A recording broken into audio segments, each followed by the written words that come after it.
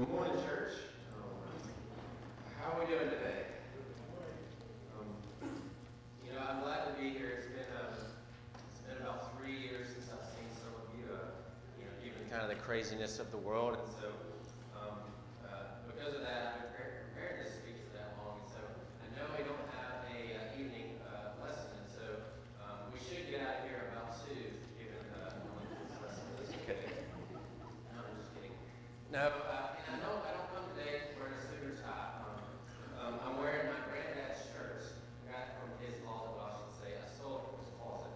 And it has pheasants on it. So I wear this today because we're going to go on a journey. So I've given you this phrase here because Moses said it when he was sending the Israelites to the promised land. Love the Lord your God with all your heart. And so today we're going to kind of focus on our hearts.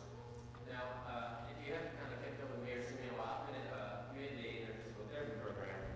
And, I made this decision that I wanted to go into PT about 6 years ago. And I was getting those fun questions from everyone, my parents about, what do you want to do with your life? What do you want to major in? And so I picked PT. And so it's kind of funny how your perceptions about something kind of guide what you choose to do. And so for the past 6 years, I've been trying to choose experiences and choose people and choose things that would make me kind of prepared in this physical therapy world. And so it's funny how life works because, given the past couple of things, PT school hasn't been as fun as I thought. So, COVID happened right when I began PT school, and so, I was hoping for these grand things. I was going to get to meet all these wonderful people, and then within a month and a half, they sent me back home. And so my parents didn't deal with me again.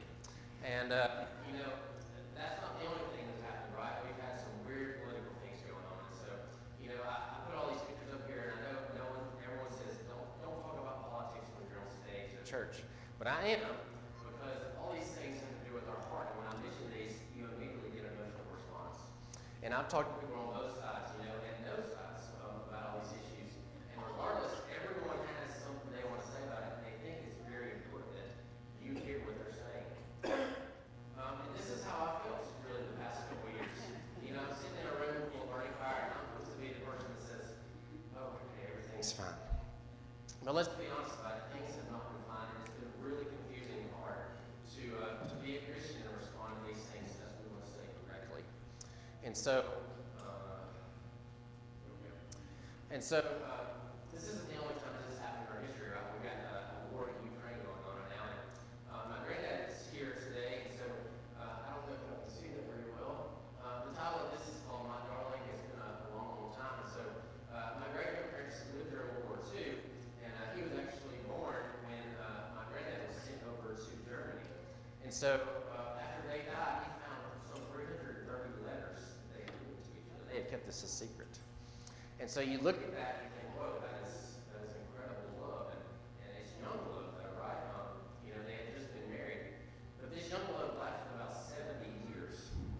So kind of the question you want to think about this is not that. Is how does a love like this happen? Right? How do you go 70 years loving somebody? And so there's also this blessing and curse of familiarity, right? When you first start dating somebody, you're a student of them. You find all the things that they like and what they admire. You want to know their favorite color, their favorite music, and what they like to do on their free days. What kind of weather do they like? But there's something about familiarity that kind of gets into us and creeps in when we don't listen to what's going on. And so I put this picture on the right because, suppose you're talking to your wife and you come home from church or, even from work one day and you've got a million things on your mind. You've got a business plan, so you're going to go travel and she wants to talk to you about something. And you may be giving her all the signs that you're listening. You've got eye contact, you're nodding your head, you've got your body posture towards her. But you are in another world. And what's the problem with that? Oh, you know what I'm talking about, because before you know it, you've agreed to something that you didn't even know you agreed to. And then you forget, oh, next week, hey, honey, we have this plan for you remember to do this? And, for my grandparents, the remote, they don't know what the remote is. It's plain, it's pointing fingers. So I say all this to say that there's something about familiarity. We've been here at this church, we've been in our Bibles, for most of us since we were born. But there's something about that creeps in and gets us to not listen. And as our story that Wall Street 36 okay? It can get us to miss the point. And so, I say all that to say the Bible is God's communication story to us on how to receive, communicate, and relate to Him. And so, it's not just a book of laws. We're given stories for most of the book. And so, we're given stories because whenever you hear a story, you go to watch movies. There's something there to learn about, right? And so Jesus said this, talking about the heart. He said, do not let your hearts be troubled. The heart was very important to Jesus. And so the focus today is Mount Sinai. If you look back into all the events going to Mount Sinai, this is a huge significant point in our Bible. And so there's 5 questions I want to answer today. The first one is, what kind of heart makes that decision? Second, what does this heart look like? Third, what kind of heart does God desire? Fourth, what does God's heart look like? And then fifth is, what can we do to change our hearts? So this first one, what kind of heart makes this decision? Well, we'll also read this. I'm just going to give you a summary. So, if you know your Old Testament history, you know the Israelites have been in Egypt for some of the past 400 years, a long time, right? So they made their way through the desert. They crossed the Red Sea. They had all these miracles. They said, "Oh God, when they get here to Mount Sinai, they're ready to see this covenant revealed to them." And what do? They do something that makes us kind of shake our heads and puzzled, right? They take their earrings and form a calf on Moses up here receiving the covenant from God. They make an idol, and then they make this claim that they're going to make a festival to the Lord after they do this. Weird things. And then what does God say in response to this? He said, "Hey Moses, the people that you just led, go down, for they have a stiff neck." They have a hard heart, as some versions say. And so I said I've been working at PT. Well, this is a stroke patient. And so it's really weird how strokes happen, right? They affect your brain. And your brain is the key part of your body that receives information and transmits it and makes it useful to you. So, if I were to touch your finger, that's a stimulus, it's sensory information. You have to travel from your finger all the way up in your nerve through your spinal cord where it would go to your brain. It would make this stimulation useful to you and say, "Hey, I have just been touched on my finger." Well, in a stroke, there's something that happens in the brain.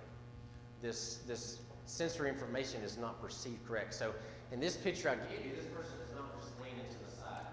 He was just asked to sit directly straight up, and he has his eyes closed, and he thinks he is sitting straight up. So that's weird, right?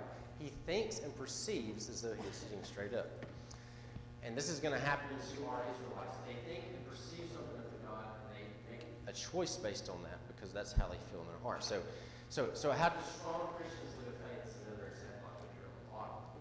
Right, we've all had these Christians in our lives. They said, there was a youth pastor a couple of years ago that made the news, and he said he had influenced a lot of different people, and he said from 1 John 1 is one of his favorite quotes, and he said, "Because of this, I will never leave the Christian faith." Well, it turns out he had been committing adultery on his wife for several years. So that's strange, right? He claimed to be something he wasn't. How does that happen? So here's our story, right?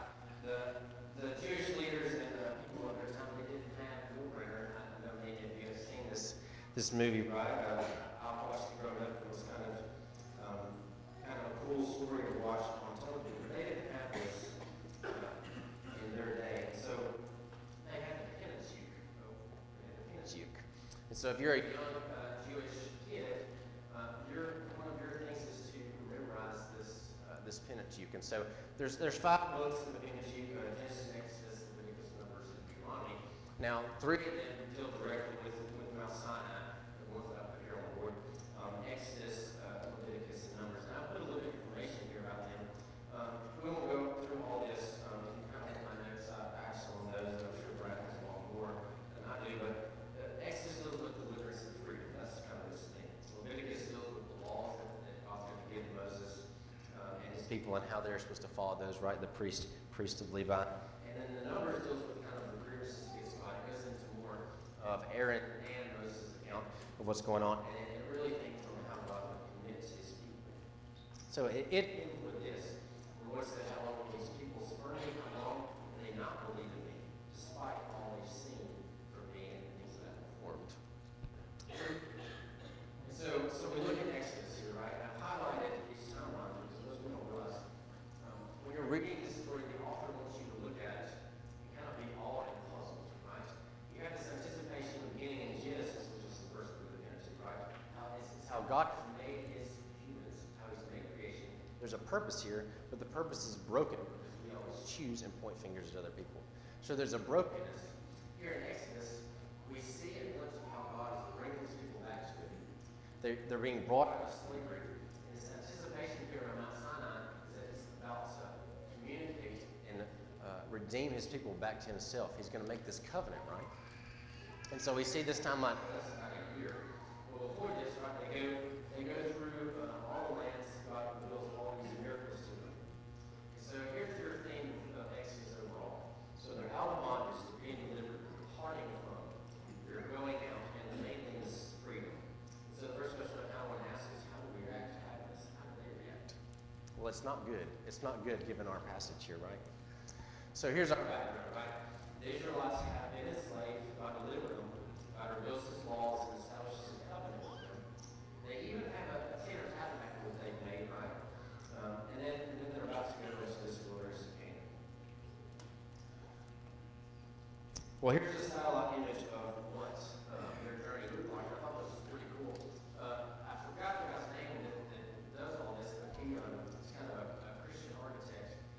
And he looks at kind of different things of how ancient history was made with the Bible. And he's from some church across somewhere. I have a bookmark on him, so if you'd like more information about that, I have it. But here's all of our verses that we have today, so we're not going to read it to them. I have a slide coming up that's going to go over those. But essentially, God's done a lot of miracles, right? It's all about what God has done thus far in this story. And here's what Israel might have, they've been through and what they have done. So they've been passed over, right, with the Passover. They've experienced God leading hand with fire cloud day and night. They've been cleansed through the sea, the Dead Sea of Pharaoh. They complained and grumbled since in the desert because of the food that God's been giving them. And now they're awaiting their blessings. This is our time. They're just awaiting the blessings and see what the Sinai and this promised land is going to be like. And so it took them 47 days from the Red Sea. Now they are here. And this is actually what they believe to be Sinai now. Okay? Pretty picture, right? So the thing here is, how do you prepare to move into this promised land? So the first part we're going to address is this. What does this heart look like that they made?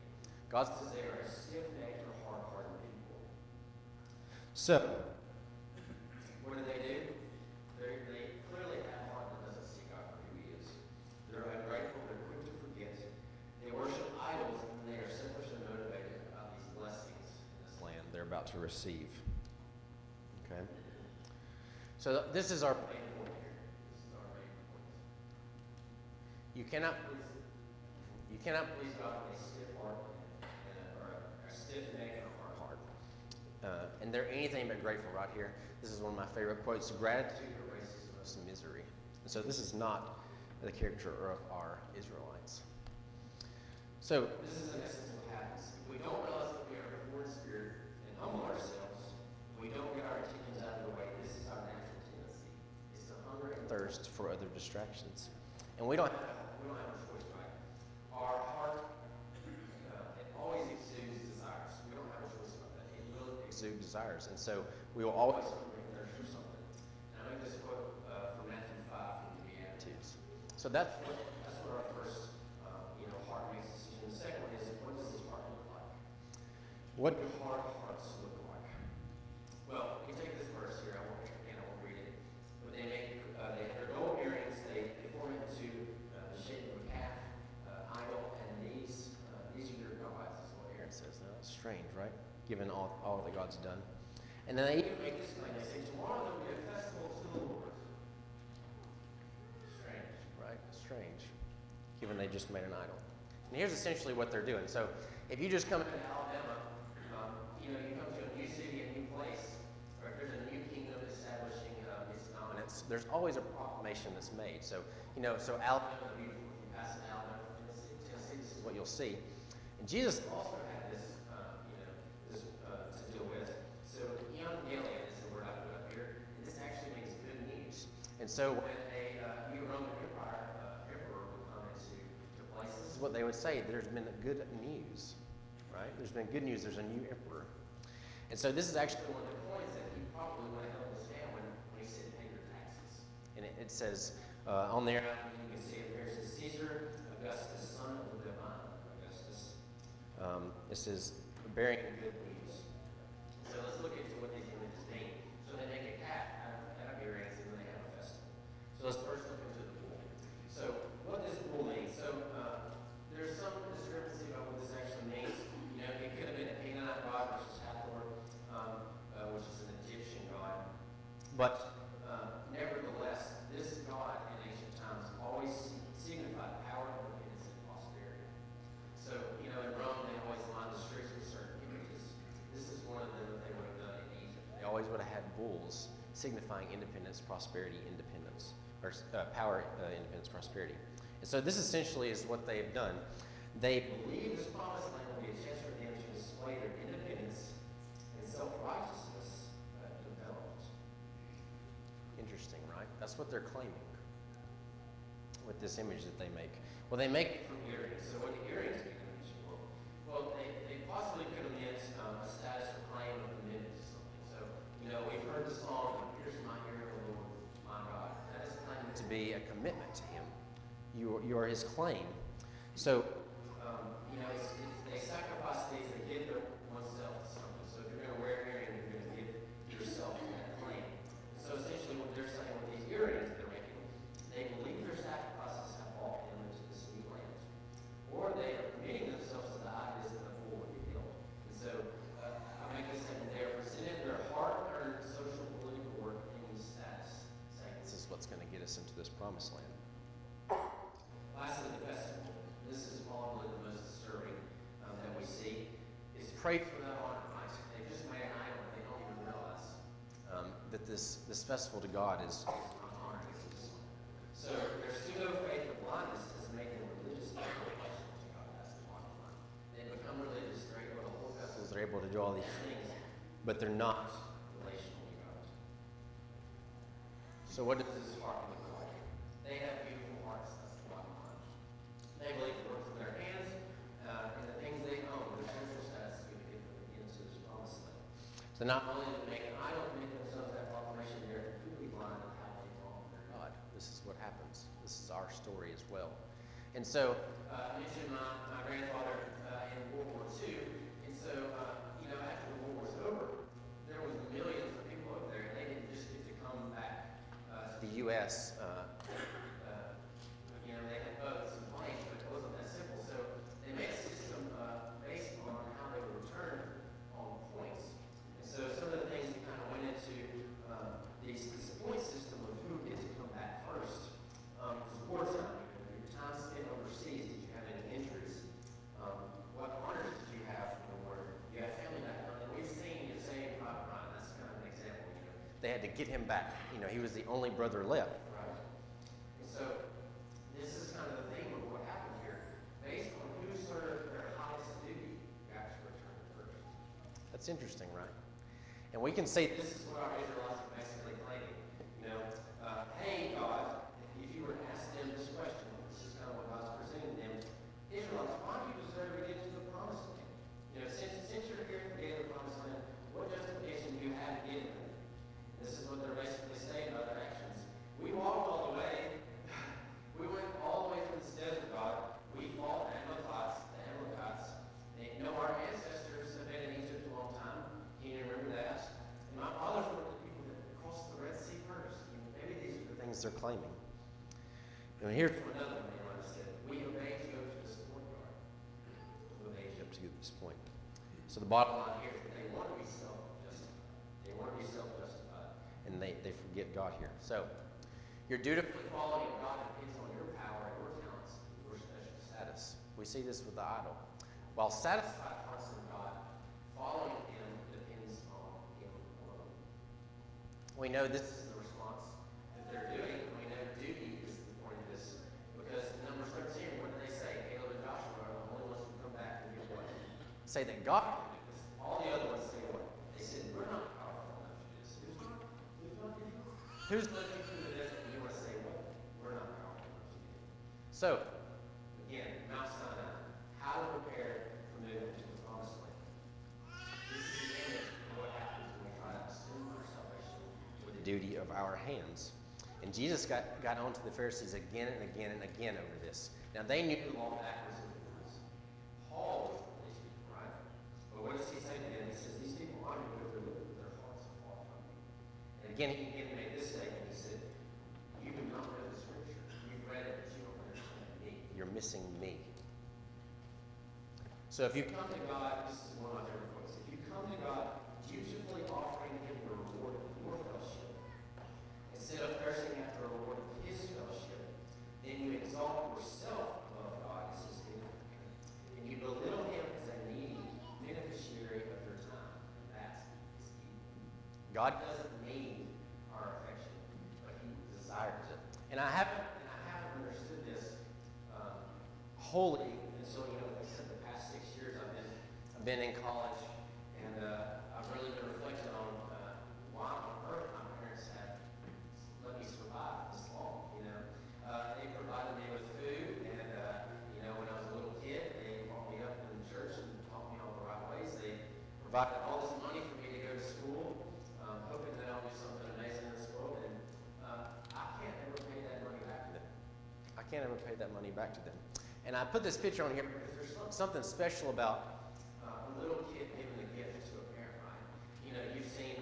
I've seen, and my parents always want to bring up these stupid little pictures that I've made. They look terrible, like they're stick people. They look like potatoes, It's like the drawing is useless, basically.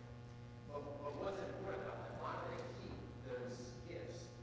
Well, it's not the innate value of the gift that makes it precious. Those aren't going to go up against, they're not going to go to Rome and be put in a museum because of how good they look. But it's because of the heart that delivers it to them, right? That's why you keep those gifts.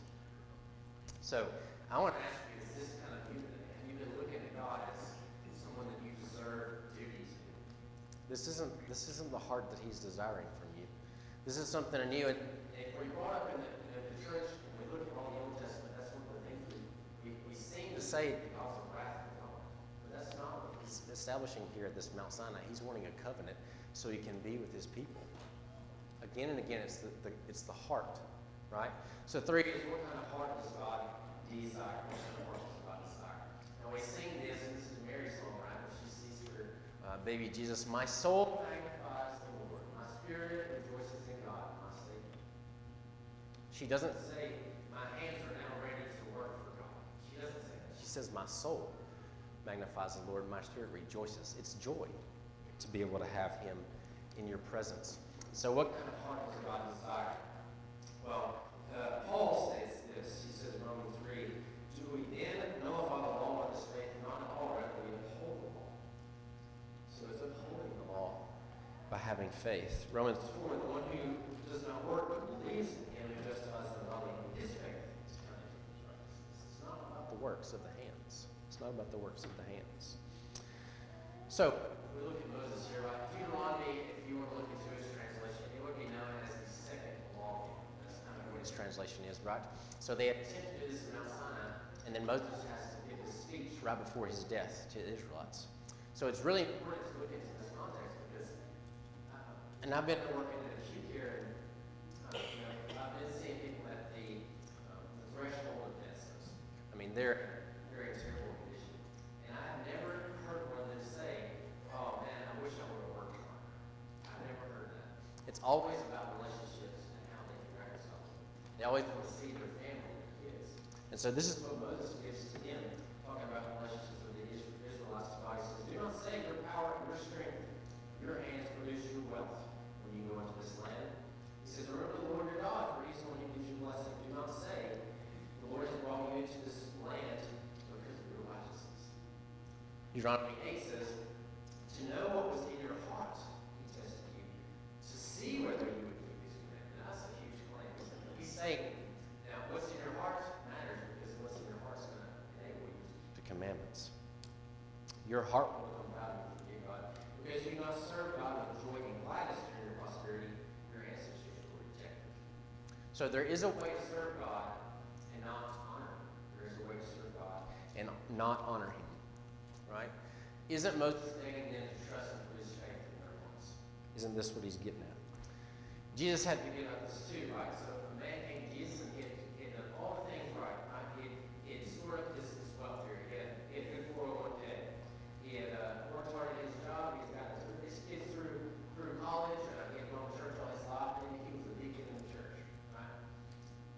Jesus says this to him. He says, you have treasure here, but you don't treasure me as precious, so you're lost.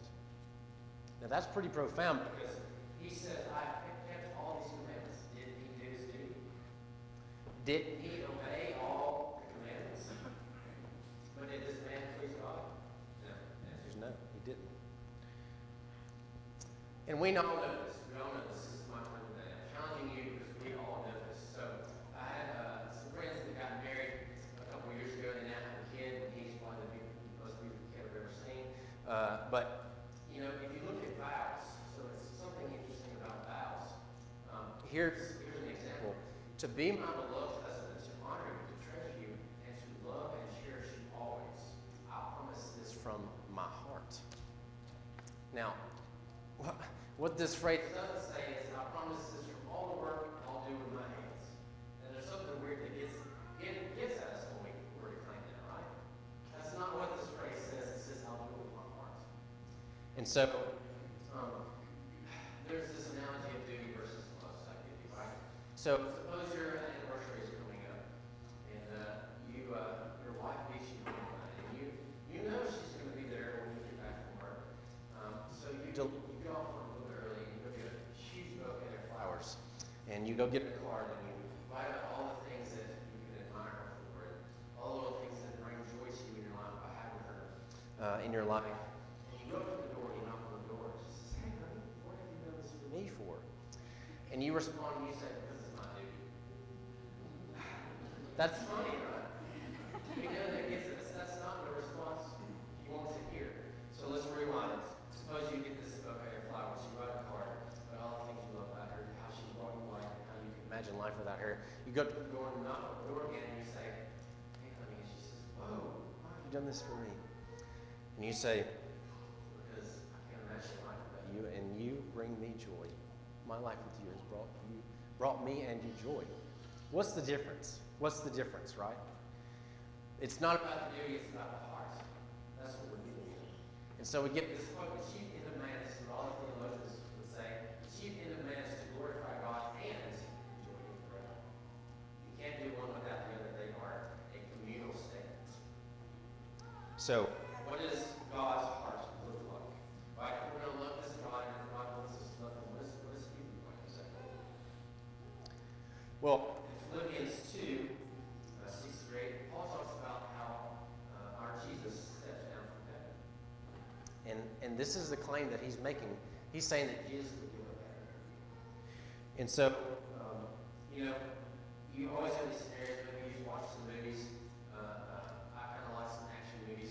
Well, there's always this scenario, right? This metaphor where you have maybe the bad guy in the movie. He's about to capture or do something terrible to this significant other. And what's always the hero in the story is that he gives up himself, right? He gives up himself. And so, this is what Jesus says about himself. He says, come to me, all who are weary and heavy laden, and I will give you rest. Take my yoke upon you and learn from me. For I am gentle and humble in heart, and you will find rest for your souls, for my yoke is easy and my burden is light. So this is one of the only claims where we have Jesus, God, talking about His own heart. And so I want to present this image. So if I was walking down the aisle, I hate to point out Mr. Reporter, Mr. Ray, if you go behind him and tap him on the shoulder, he doesn't like it, right? If you were to catch him off guard, this is what Jesus says about Himself. He says, I am gentle and humble in heart. This is your God. This God is not a God of wrath. He's not this one we see in the Old Testament. This is your new God. This is the one who has stepped down from the Mount Sinai. This is Moses, so to speak, the new covenant being given. This is what Jesus is doing. He's becoming this new covenant, this step down from heaven, so that we can be the ones who see His heart. What does He say? He says, my yoke is easy and my burden is light. So if you think about this, yokes are usually pretty heavy, right? And they involve heavy work. So if you're going to put this on an ox, they're about to till the ground, and they know that, right? You can condition your dog to salivate if you were holding a piece of chicken, right? Ding a bell, Pavlov is, right? And so this is what Jesus is kind of conditioning his ears to think right here. So He says, my yoke is easy, my burden is light. And that's a paradox. because yokes are heavy and burdens are not usually light. They're heavy too, right? What he's saying is this paradox: if you accept me, the work becomes easier. The work becomes easier. In fact, it becomes something that you might even want to do, right? The heart. So, this quote from Hebrews, I think, a writer's interpretation: "For when grace abounds, the yoke of the law is easy and the commandment is light." This is what it gets down to. This is what it gets down to. So, I want to say this. So, sin is not just, if we look at these, sin is not just a bad decision or condemnation. You know, it's not just a breaking of the law. We've raised in the church, we kind of tend to think of it this way. If we know these laws, it's not that. It's a rejection of the truth. That's what Jesus has done. He stepped down and been the one who says, "I love you." So I put this picture up here. This is it's a book. Well, it's a book, and I think a movie that's got Steve Carell in it. It's titled "Beautiful Boy." And so this story involves the son getting into drugs, and it kind of follows the father's perception and kind of what he goes through while his son is going through all these drugs. And so some quotes from this I think are pretty powerful. The son first gets into drugs with like pot and cocaine, and so when this father confronts him about it, he says, "How can I help you?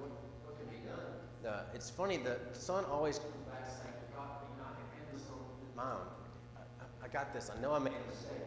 I know I made a mistake. I won't do this again." He keeps saying this. And as the story kind of evolves, this son happened to be an excellent surfer. He happened to be an excellent writer. And so he had all this potential. And this dad keeps looking at him, and he keeps looking at him strange. And one of the quotes he says to his son, he says, "I thought we were closer than most fathers and sons. I thought I had raised you right. I had done my best. How do you keep choosing this drug?" And the son kind of looks at him, and he shakes his head, and he can't really explain to the father why he does this. And so there's a point in the movie when this dad, is searching for ways to redeem his son from these drugs. At this point, the drugs got on that. And so if you know anything about that drug, that's one of the ones you don't return from. It's an end. It's almost a death sentence. And so we have Eric Jett as our cousin, and so if you know him, he's dealt with drugs for a long time, and he has some horrific stories about what that'll do to you. But nevertheless, so this dad goes to the doctor, and his doctor tells him this. He says, "Your son's brain damage is so extensive that he may not be able to repair it." And the dad says, "Well, we've tried rehab, we've tried this, we've tried this." And the doctor says, "Nephews aren't unwilling to get off the drug, but they're unable to participate in it." So there's this gap. The Matthew wants to get off the drugs really bad. He really wants to get off the drugs. He wants to be independent from it. But he can't. And so I know this, relate this back to us. How many times have we kind of looked at Jesus and made that claim that, "Hey God, let me do this on my own. I'm sorry. Let me do this on my own." And that's the end of the movie ends with the son finally getting off drugs. The father says this. He says, "If you could gather all the words in the language to tell how much I love you, I would love you more than all that. They couldn't do it. I would love you more than everything." And this is kind of the quote that they say back to each other back and forth: everything, everything, everything. This is what Jesus gave up for us to be close to him. So what can we do to change our hearts? What can we do to change our hearts? That's what we're going to end with. Well, we have this song, right? "Nothing in my hand brings simply to the cross I'll cling." So I've been working here, like I stated, and one of the things we see a lot of is coronary artery disease. So this is a CT image of the heart, and so how this image takes pictures of your heart, it takes almost like slice images, and then it forms one of these pictures. Now this is really cool. This is actually someone's heart they took a CT scan of. And so you can see on the left, this is a healthy heart. And so what happens in coronary artery disease, these little veins, you can see them, or arteries venturing down to this heart, they supply the heart of its oxygen. So you can't have a heart beating if you don't have coronary arteries, right? You can't have a heart if you don't have coronary arteries. And so on this right picture, you can can see this little bitty arrow, right? This little bitty arrow pointing to one of the coronary arteries. And this coronary artery actually has a blockage. Okay? Now it's hard to see. It's hard to see. But if you look at kind of how coronary artery disease happens, so it takes almost a lifetime. Whether it's you get on drugs like our you have bad habits with eating, you're sedentary. There's a lot of things that factor into it. And of course, there's family history and some genetics that contribute to this as well. But this is the point I want to make. I haven't seen someone who has come into the emergency department room with all their symptoms. Most of them pass out because they don't have oxygenation to their heart. I haven't seen one of them who have needed a bypass surgery for this artery pop up here in the middle of the surgery and say, "Hey, surgeon, I needed this surgery, but it's okay. Let me handle this thing." This is the condition of our hearts. We aren't able to wake up and perform the surgery on our own. God, we can't change our hearts. So the answer to that is nothing short term, right? And Ezekiel says this. So this is he's a prophet, right? So he's revealing God's word to the people. He says, "I will give you a new heart, and I will put a new spirit within you. And I will remove the heart of stone from flesh and give you a heart, or I will remove the heart of stone from your flesh and give you a heart of flesh." This is heart surgery that has to happen on us. This is heart surgery that has to happen on us. And Moses says this too. This is the end of his speech, right? His farewell speech. He says, "The Lord will circumcise your hearts, so that you may love him with all your heart, soul." So I want to ask you, have you had this change in heart? Have you been able to see the miracle that God has done by your heart? And if not, I would say, please ask him to do that. You can't do it on your own. He has to come and intervene. And we know this is the case because of Peter's confession of Christ. And so, what does Peter say here? He says, "You are the Christ, the Son of the living God." Jesus replies, he says, "Blessed are you, son of Jonah, for this was what? This was not revealed to you by flesh and blood." You didn't experience growing this up in the church. It wasn't knowledge that you held. It was the Father in heaven that gave you this understanding. And so do you actually believe that? Do you believe that God can come and do that to your heart? And if not, I would ask you that you, like I said, would probably start asking God to do that because you can't be done on your own. So do people see that in your heart? Right? They see that God has come in and performed a miracle in your heart. And they ask, what is the hope for you? Right? So I'll go to this story. So again, World War II. So there were these two Scottish soldiers who were captured and put into German camps. One was on the French side, one was on the American side. And the guards would let them talk to each other once a day. And so these Germans, they knew French and they knew English very well. But what they didn't know was Gaelic. And Gaelic is actually the language of Scotland. And so one of these Americans had made a little shortwave radio by hand that the Germans didn't know about. And they were able to listen to this radio and receive news about the war. And so one day, the Scotland American side got up and he heard news from the radio and he went to tell the other side. This is what he said. He said, "Germany has surrendered. The war is over." So of course the other side went back to the French side and he told them all about it. And then when this happened, there was a great cheer that spread throughout the whole camp. And no one knew what was going on. The German soldiers were trying to apprehend people. And so for the next 4 days, this quote about this story says, for the next 4 days, the Germans didn't know about it. But for the next 4 days, they didn't act like prisoners anymore. They acted like they were at a party. He says they didn't hate the guards anymore. They felt sorry for them because they didn't know the news. The food wasn't bad. They didn't want to complain about it. The weather conditions were awful. Their months were uncomfortable anymore. And the point is this: the good news set them free before the guards did. That's powerful, right? That's powerful. And this is what Jesus gives to us. He's the good news. We don't have to do this on our own. It isn't up to our circumstances, our talents, our social status to do this. So I want to ask you, are you trying to handle the gospel on your own? Are you trying to do that? Are you letting the circumstances in your life affect how you treat and speak to others? Is that getting in the way of how they see Jesus? Now, Jesus, before he was about to die, this is what he said. He